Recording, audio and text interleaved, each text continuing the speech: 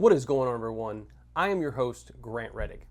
In 2024, with everything seeming to get more and more expensive, finding a hobby or fun activity for the entire family that doesn't break the bank is a huge win. Birdwatching or birding checks all of these boxes, and it's a hobby that can be enjoyed by anyone, anywhere. The best part is that you don't need a ton of expensive gear or knowledge to start appreciating and watching our feathered friends. So let's discuss how you and your family can get started birding today. So how do you get started bird watching or birding in 2024?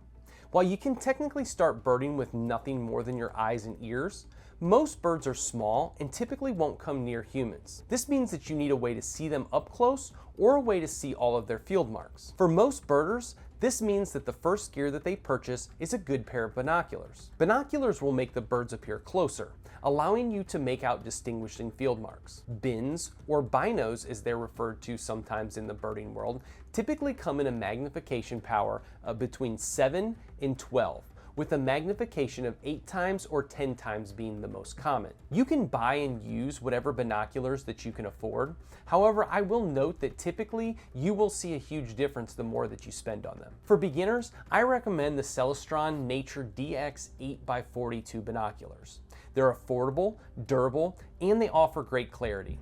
These binoculars usually cost under $150, making them a solid investment without breaking the bank. The tool that most birders buy next is a field guide to the birds. And while apps are fantastic, and we'll get to those next, there's something about flipping through pages and studying a physical book that can help memorize field marks. Most field guides will use a specific system of their own to categorize bird species, such as by color or by size and shape.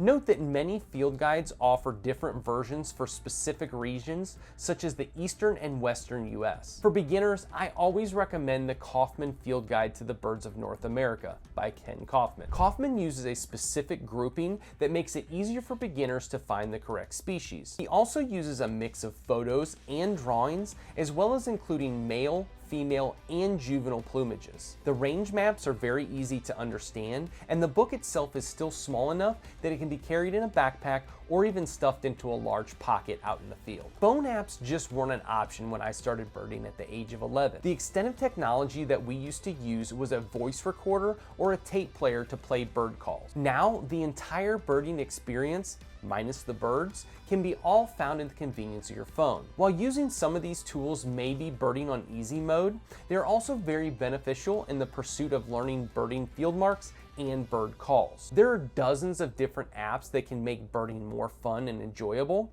but I'm going to be specifically discussing 2 birding apps, both created by Cornell Labs.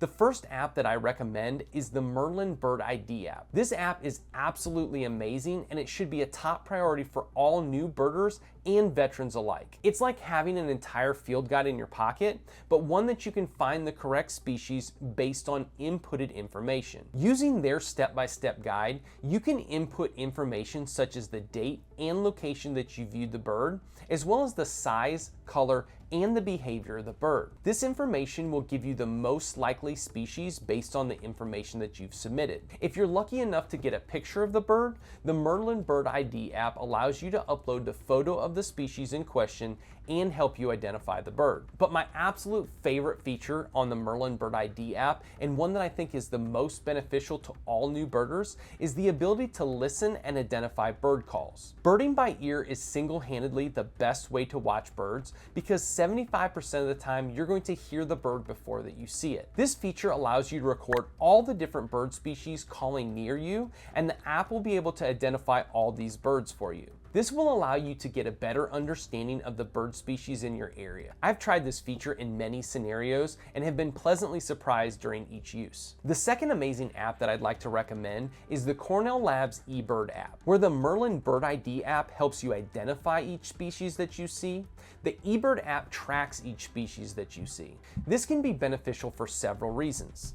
The first being that this citizen science information is then used by experts to find bird patterns and where and when certain species are located. The second reason this app is so beneficial is that it can help you track birds that you've seen in a particular location or when you saw a particular bird species for the first time each month, season, or year. For example, as the weather starts to turn cold in the eastern part of the US, when should you expect to start seeing birds like dark-eyed juncos? Well, with the Ebird app, you can go back and find each species and see when you first started seeing that bird based on the time frame that you're looking for. This app is also perfect for keeping a life list or a running total of all the bird species that you've ever seen in your lifetime. So I've been a birder since I was 11 years old, and has shaped the way that my entire life has unfolded. This hobby includes excitement and learning, as well as offering a sense of accomplishment. The bird species that you can see also change based on the seasons, so it never gets stagnant. So if you're looking to start a hobby in 2024